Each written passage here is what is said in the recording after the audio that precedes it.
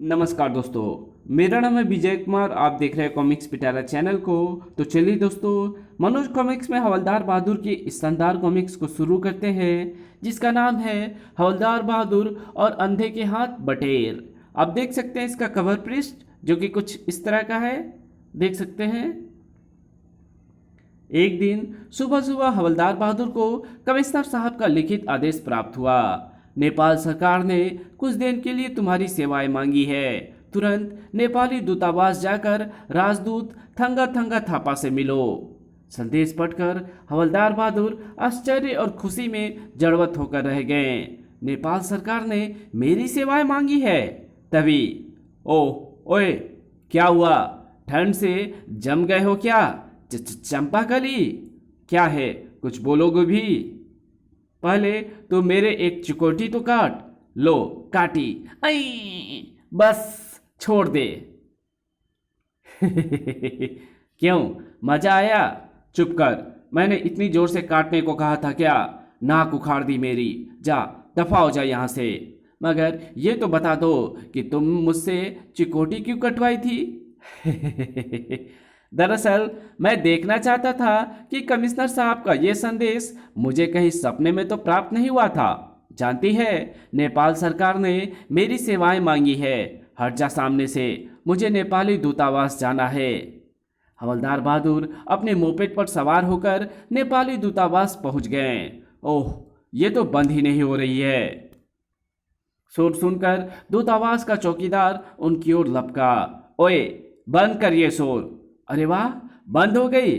वाह उत्साद, तुमने तो एक ही फटके में मेरी फटफटिया बंद कर दी। मैकेनिक हो क्या? चुप, मैं यहाँ का चौकीदार हूँ। तुम कौन हो?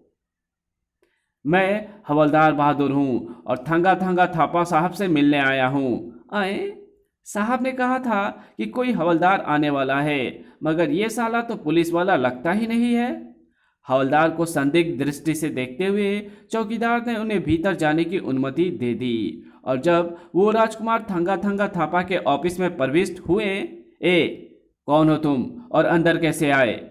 आई am havaldar Bahadur from Rupnagar thana sir. You are havaldar Bahadur? I don't believe it. मगर मैं हूँ सर। थांगा थांगा थापा ने तुरंत कमिश्नर साहब को फोन किया। कमिश्नर साहब, हमने तो हवलदार बहादुर को भेजने की प्रार्थना की थी, लेकिन आपने जो आदमी हमारे पास भेजा है वो तो उस ऊंट गाड़ी वाले का भाई लगता है, जो कल हमारा फर्नीचर लेकर आया था। आए, मुझे ऊंट गाड़ी वाले का भाई बता रहा है? बावला हो गया है। कमिश्नर साहब ने जो जवाब दिया उससे संतुष्ट होकर थांगा थांगा थापा ने फोन रख दिया। बैठिए, मुझे तो अभी भी विश्वास नहीं हो रहा है कि आप वही हवलदार बहादुर हैं जिन्होंने कैसीनो के लुटेरों को गिरफ्तार करवाया था। अजी, वो तो मामूली काम था। अब तो आप मुझे ये बताइए कि मुझे क्यों याद किया है। बात दरअसल ये है कि मिस्टर हवलदार बहादुर की पिछले कुछ महीनों से नेपाल में अपराधियों का एक गिरोह सक्रिय है। वो लोग प्राचीन मंदिरों से मूर्तियां चुरा लेते हैं। हमारी पुलिस उस गिरोह को पकड़ने में असफल हो चुकी है। इसलिए हमारे पुलिस कमिश्नर ने आपको नेपाल भेजने की सिफारिश की है। उनका विचार है कि सिर्फ आप ही उन चोरों को पकड़ सकते हैं।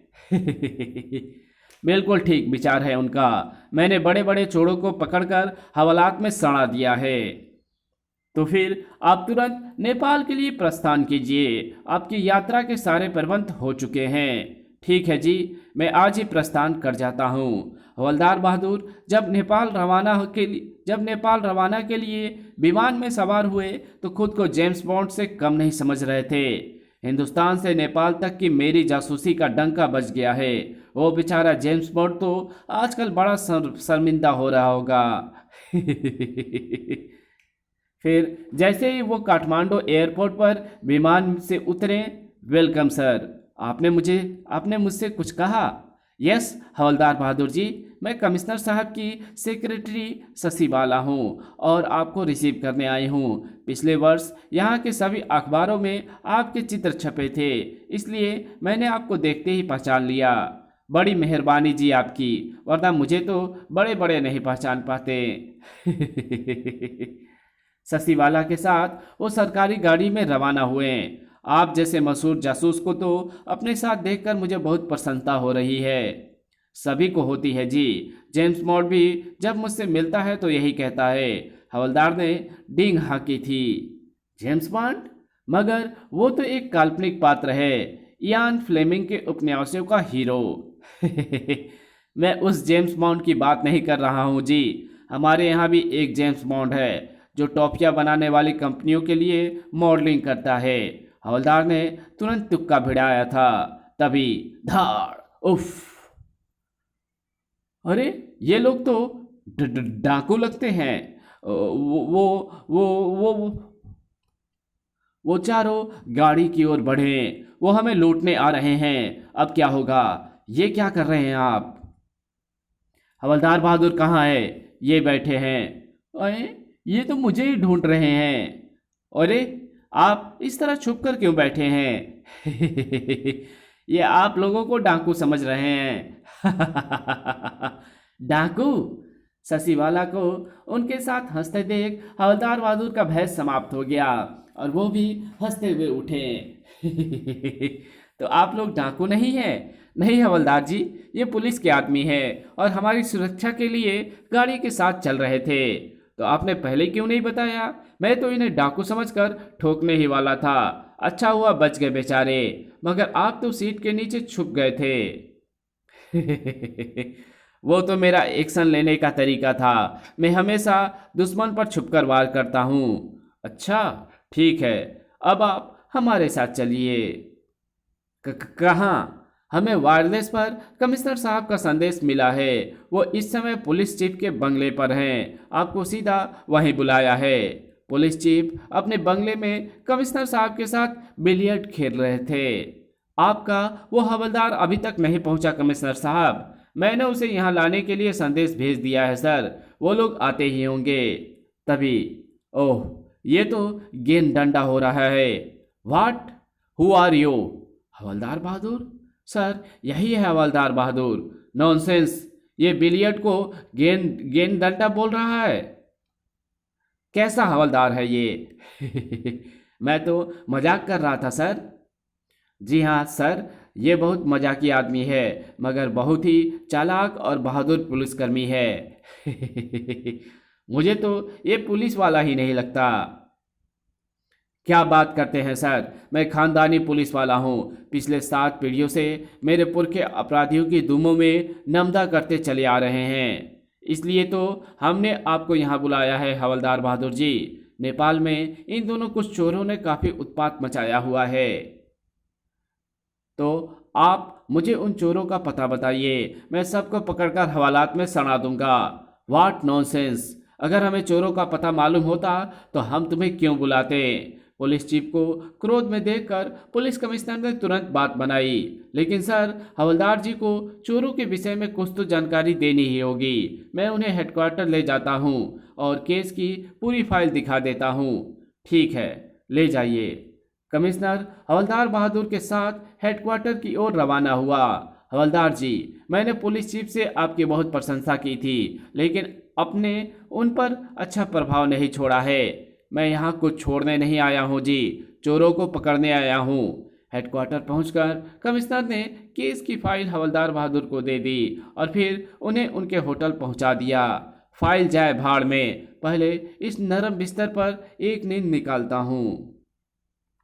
बिस्तर पर लेटकर उन्होंने सोया। मूर्ति चोरों को तलाश करने का सबसे अच्छा तरीका है कि प्राचीन मूर्तियों का खरीदार बनकर यहाँ के बदनाम होटलों और क्लबों में घुमा जाए। शाम को उठकर उन्होंने अपने सूटकेस से मेकअप का सामान निकाला और तैयार होने लगे। ऐसा मेकअप करूँगा कि चोर मुझे धाकर तस्कर समझेंगे।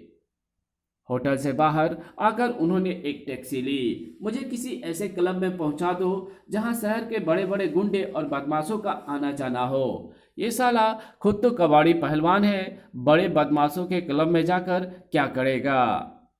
हवलदार ने उन्हें एक बदनाम क्लब में पहुंचा दिया। ड्राइवर ने उन्हें एक बदनाम क्लब में पहुंचा दिया। ये जगह ठीक है, सभी 10 नंबरी लगते हैं। हवलदार सीधे सीधे बार काउंटर पर पहुंचे। भैया जरा सुनो, पहले अपना ये हुक्का पीछे करो, मेरी नाक जल जाएगी। इसको हुक्का नहीं, पाइप कहते हैं। उल्लू उल्लू, हमको उल्लू बोलता है तू? घुर्र। तूने भी तो मेरे पाइप को हुक्का बोला था, मैंने उल्लू कहकर हिसाब बराबर कर लिया। अच्छा ठीक है, अब ये बोल तेरे को क्या चाहिए? मुझे एक मूर्ति चाहिए। मूर्ति? और ढिसुम। आह! तेरे को ये मूर्तियों की दुकान दिखती है साले? ओए, ये क्या किया तूने? मैंने कुछ नहीं किया जी। तो फिर मैंने भी कुछ नहीं किया। अबे ओए ए। मैंने कुछ नहीं किया। धार। अबे कौवे। आ ये आदमी पागल है, साले को उठाकर बाहर फेंक दो। वेटरों ने उन्हें उठाया और बाहर ला पटका। हाय मेरी कमर। धाड़। तभी एक शराबी उनके निकट पहुंचकर रुका। हिच। आपको उस बारमैन में बाहर फिकवाया है साहब। हाँ, वो साला पागल है। मैंने उससे मूर्ति के बारे में पूछा और उसने घूंसा चला दिया। मूर्ति? आपको मूर्ति की तलाश है? हिच। हाँ, तो उठिए, मेरे साथ चलिए, मैं आपको दिखाता हूँ मूर्ति कहाँ है। तुम दिखाओगे? आप आइए तो सही साहब। चल बेटा, मुझे तो लगता है तू ही है मूर्तियों का चोर। शराबी उन्हें लेकर एक गोदाम जैसी जगह में पहुंचा। हैं? यही तो इनका पूरा गिरोह मौजूद है। आओ साहब। ओए गुल्लू, ये किसे पकड़ लाए? पकड़ कर नहीं लाया उस्ताद, ये खुद तुम्हें देखने आया है। क्यों बे, मैं क्या ताजमहल हूँ जो मुझे देखने आया है? मैं तुम्हें नहीं देखने आया, मैं ही हूँ मूर्ति। राम। मूर्ति नाम है मेरा। बोल क्या काम है? ऐं? क्या बात है, नाम भी मूर्ति और धंधा भी मूर्तियों का? क्या मतलब? मतलब ये कि मुझे एक मूर्ति खरीदनी है। मैंने सुना है कि तुम्हारे पास चोरी की मूर्तियां हैं, मैं उन्हें खरीद कर अपने देश ले जाना चाहता हूँ। अच्छा अच्छा, तो प्राचीन मूर्तियों का तस्कर है? हाँ जी, ठीक पहचाना। अचानक ढिसुम। उफ। अबे ओए, ये क्या बदतमीजी है? पकड़ दो इस तस्कर की धूम को और छत से उल्टा लटका दो। सबने मिलकर हवलदार को दबोच लिया। ओए छोड़ दो। क्यों, मूर्ति नहीं लेगा? और उनके पैरों में रस्सी बांधकर छत से उन्हें लटका दिया गया। अब बता, कितनी मूर्तियां चाहिए? मुझे कुछ नहीं चाहिए, मुझे छोड़ दो। कमीने, जिस देश में मैं रह रहा हूं तो उस देश की प्राचीन मूर्तियां खरीदने आया है। ढिसुम। हाय रे। मूर्ति उस्ताद, इसे पुलिस के हवाले कर देना चाहिए। मुझे लगता है ये उन्हीं चोरों का साथी है जो मंदिरों से मूर्तियां चुराते हैं। ठीक है, तू जाकर पुलिस को बुला ला। ओह, ये लोग तो मूर्ति चोर नहीं हैं, उस शराबी ने मुझे मरवा दिया। एक आदमी पुलिस को बुलाने चला गया था। मूर्ति उस्ताद, तो उन्हें पुलिस को बेकार ही कसते रहे हो, जरा मेरी बात सुनो। तड़ाक। उफ। चुप। कुछ देर में वो आदमी पुलिस को लेकर पहुंच गया। क्यों मूर्ति उस्ताद, सुना है तुमने किसी तस्कर को पकड़ा है? हाँ साहब, उल्टा लटका दिया है साले को। इंस्पेक्टर साहब, मेरी बात सुनिए, मैं तस्कर नहीं हूँ। फिर क्या है तू? मैं तो जासूस हूँ, मूर्ति चोरों की तलाशी कर रहा हूँ। ये झूठ बोल रहा है इंस्पेक्टर साहब, ये साला यहाँ चोरी की मूर्तियाँ खरीदने आया था, मगर इसको पता नहीं कि मूर्ति कोई ऐसा धंधा नहीं करता जिससे अपने देश को हानि पहुँचे। शाबाश मूर्ति उस्ताद, तुमने इसे पकड़कर कानून की मदद की है। अब इसकी जासूसी मैं थाने ले जाकर निकालूंगा। इंस्पेक्टर साहब, आप मेरा विश्वास कीजिए, मैं तस्कर नहीं हूँ, हवलदार हूँ। हवलदार? नीचे उतारो इसे, अभी इसकी हवलदारी निकालता हूँ। मुझे हाथ ना लगाना इंस्पेक्टर, वरना कमिश्नर साहब से तुम्हारी शिकायत कर दूंगा। इंस्पेक्टर ने उन्हें नीचे उतारा। धड़ाक। पहले थाने चल, कमिश्नर साहब को मैं वहीं बुला लूंगा। हवलदार बहादुर ने इंस्पेक्टर को बहुत समझाने की कोशिश की, मगर वो कुछ सुनने को तैयार नहीं हुआ और उन्हें लॉकअप में डाल दिया गया। सत्यानाश हो इस इंस्पेक्टर का। यहाँ से मुझे कमिश्नर साहब ही छुड़ा सकते हैं, मगर उन्हें खबर कैसे हो? उधर इंस्पेक्टर ने कमिश्नर साहब को फोन करके सूचना दी। सर, मूर्ति चोर गिरफ्तार का एक आदमी हाथ लगा है। मैंने उसे लॉकअप में बंद कर दिया है। गुड, मैं अभी आता हूँ। कुछ ही देर में कमिश्नर साहब थाने पहुंच गए। कमिश्नर साहब, ओए, ये तो हवलदार की आवाज़ है। सिर्फ आवाज़ ही नहीं, मैं पूरे का पूरा हवलदार बहादुर हूँ। ये देखिए। अरे हाँ, मगर आप यहाँ कैसे? ओह, ये तो सचमुच का हवलदार निकला। आपके इस मूर्ख इंस्पेक्टर ने मुझे तस्कर समझकर लॉकअप में बंद कर दिया, जबकि मैं भेष बदलकर मूर्ति चोरों की तलाशी में निकला था। ये क्या किया तुमने इंस्पेक्टर? हवलदार बहादुर हमारे मेहमान हैं। इंस्पेक्टर ने कमिश्नर को विस्तार से बहादुर की गिरफ्तारी का किस्सा कह सुनाया तो कमिश्नर मुस्कुरा कर रह गया। कमिश्नर ने अपने जीप में हवलदार बहादुर को उनके होटल लाकर छुड़ा और कहा, हवलदार जी, मुझे आपका जासूसी करने का तरीका पसंद नहीं आया। आगे से आप कोई भी योजना बनाएं तो मुझे उसकी जानकारी जरूर दे दीजिएगा, ताकि मैं ज़रूरत पड़ने पर आपकी मदद कर सकूं। ठीक है जी। अगली सुबह हवलदार बहादुर ने एक प्लान तैयार किया और पुलिस हेडक्वार्टर की ओर रवाना हुए। मेरा प्लान सुनकर कमिश्नर साहब मेरी जासूसी का कायल हो जाएंगे। टैक्सी एक सुनसान सड़क से गुजर रही थी। तभी, ओए, रास्ता छोड़ो। जीप से दोनों व्यक्ति उतरकर टैक्सी की ओर बढ़े। ओह, ये शायद पुलिस के आदमी हैं। मुझे तो ये डाकू लगते हैं साहब। अरे नहीं, ये पुलिस के आदमी होंगे। हम भी पुलिस वाले ही हैं। निकट आकर उनमें से एक ने टैक्सी में झांका। तुम हवलदार बहादुर हो? ठीक पहचाना तुमने। क्या कमिश्नर साहब का संदेश लाए हो? कमिश्नर का नहीं, मौत का संदेश लाया है। मौत का? हाँ, नीचे उतरो। हैं? ये क्या बदतमीजी है? कमिश्नर साहब से कहकर सस्पेंड करा दूंगा। तेरी और कमिश्नर की तो ऐसी की तैसी। हम पुलिस वाले नहीं हैं बेटे। तुम पुलिस वाले नहीं हो तो मैं भी हवलदार नहीं हूँ। मुझे छोड़ दो। इसे ले जाकर जीप में बिठाओ। मैं टैक्सी वाले से निपटता हूँ। टैक्सी वाला पहले ही भयभीत हो चुका था। उसने तुरंत रिवर्स गियर लगाया और अबे ओए रुक जा। अबे ओए रुक जा, मुझे छोड़कर कहाँ जा रिया है? तो हमारे साथ चलेगा? नहीं, मैं नहीं जाऊंगा। जाएगा कैसे नहीं बेटे? धार! अरे मार डाला। ढिसुम। फिर दोनों ने उन्हें उठाया और ले जाकर जीप में पटक दिया। धार! हाय, मरा। फिर एक ने उसकी आंखों पर पट्टी बांध दी। अरे ये क्या करते हो जालिमो? अब क्या लुका छुपी खेलोगे? चुप होकर बैठो। जीप उन्हें लेकर रवाना हो गई। जीप कुछ ही देर सड़कों पर दौड़ती रही। कहाँ ले जा रहे हो मुझे? छोड़ दो, नहीं तो मैं एक एक को हवालात में सड़ा दूंगा।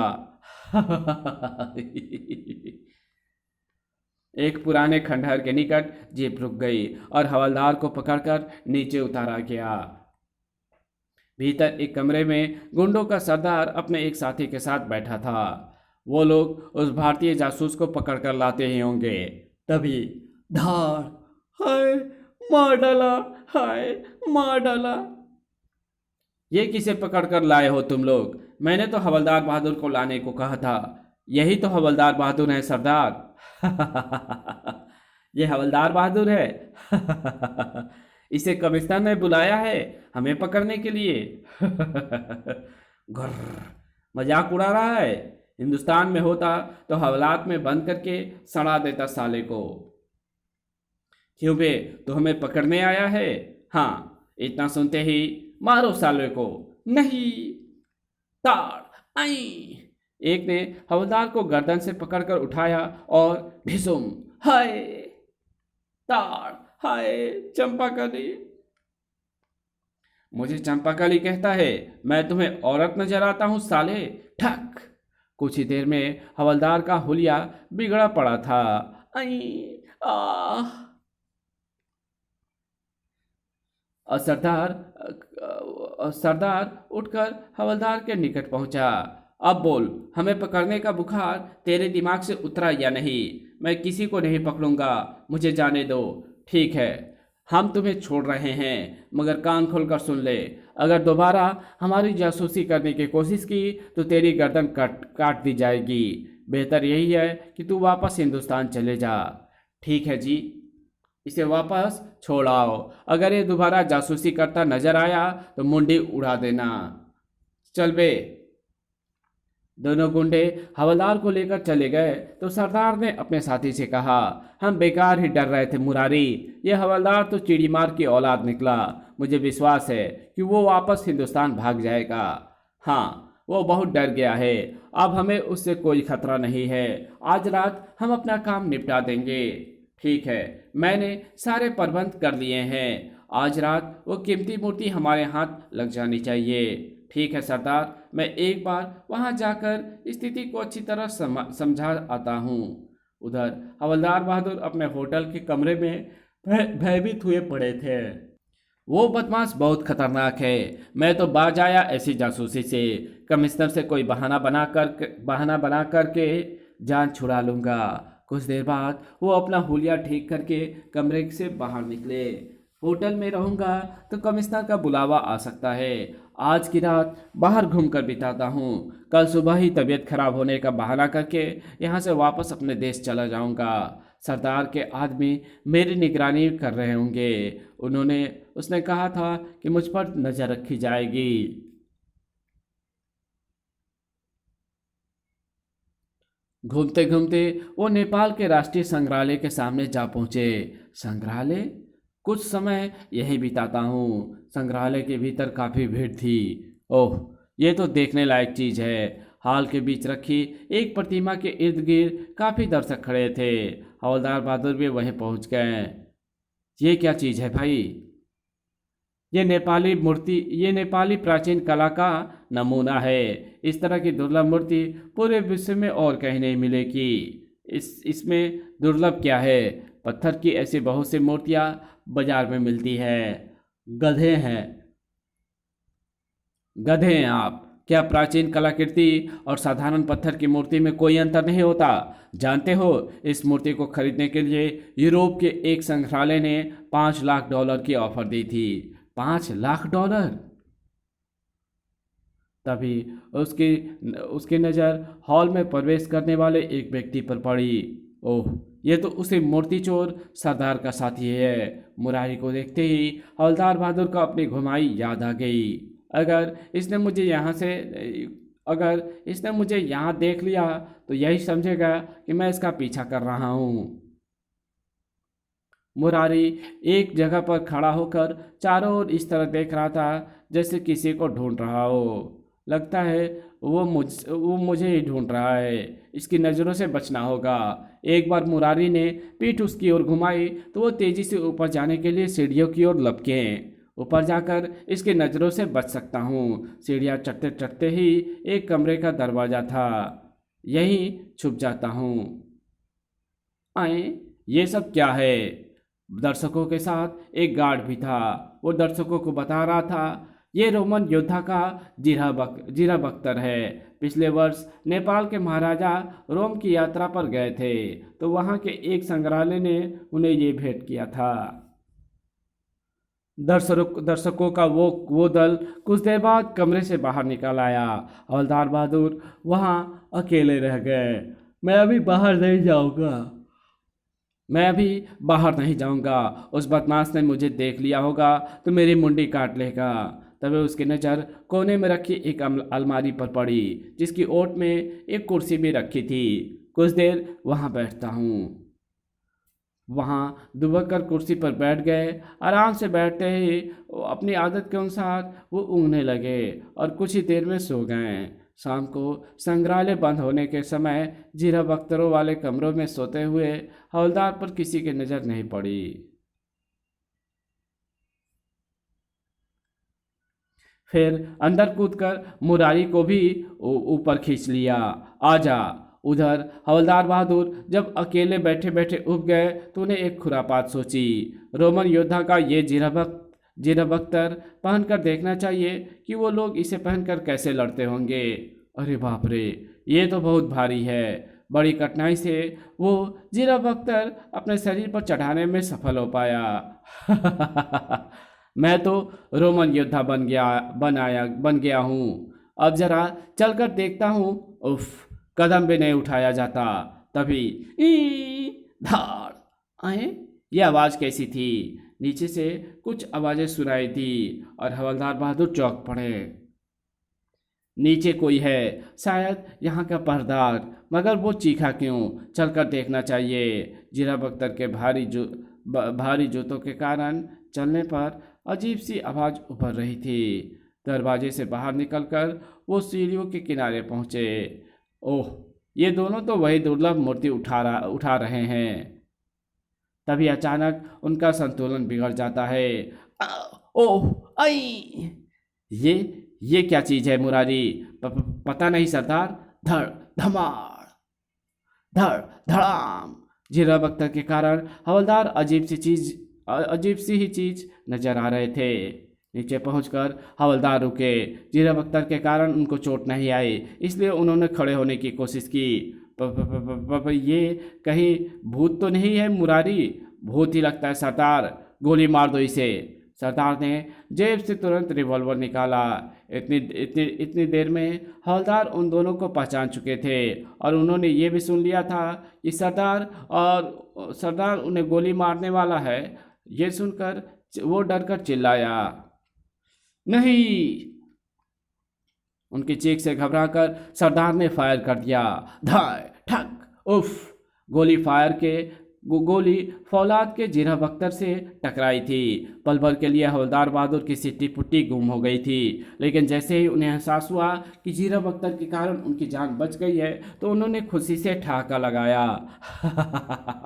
साथ ही साथ वो आगे बढ़े। उनको अपनी ओर बढ़ते देखकर सरदार और मुरारी की हालत खराब हो गई। सरदार, इस पर तो गोली ने असर ही नहीं किया। भागो मुरारी! उनके भागने से पहले ही हवलदार ने निकट पहुंचकर अपना हाथ घुमाया। धाड़ आ! सरदार ने पलटकर भागना चाहा तो मूर्ति के स्टैंड से टकरा गया। धाड़ आ! मूर्ति उसके सिर पर गिरी और वो भी पड़ा रह गया। अब हवलदार ने देखा कि हॉल में एक तरफ चौकीदार की वर्दी में एक व्यक्ति और बेहोश पड़ा हुआ था।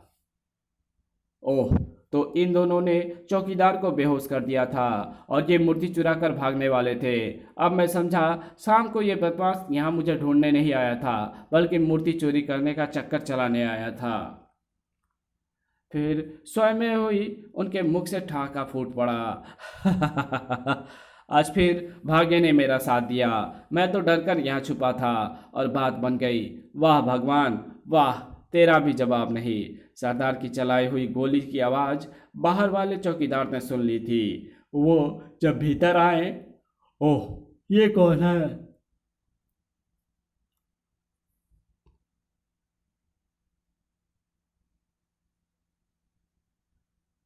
ओह, ये कौन है? डरो नहीं, मैं हवलदार बहादुर हूँ। देखो, मैंने मूर्ति चुराने आए दो चोरों की खाट खड़ी कर दी है। चौकीदारों को समझ में कुछ भी नहीं आया, लेकिन उन्होंने तुरंत ही पुलिस को सूचना दे दी थी। कुछ ही देर में पुलिस पहुँच गई।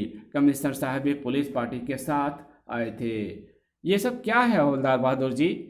मेरी जासूसी का कमाल है जी। सरदार और मुरारी ने पुलिस के सामने स्वीकार कर लिया था कि वही मंदिरों और संग्रहालयों से मूर्तियां चुराते थे। अगले दिन नेपाल के सभी अखबारों में मूर्ति चोर गिरोह के गिरफ्तारी का समाचार और हवलदार बहादुर के किस्से छपे थे।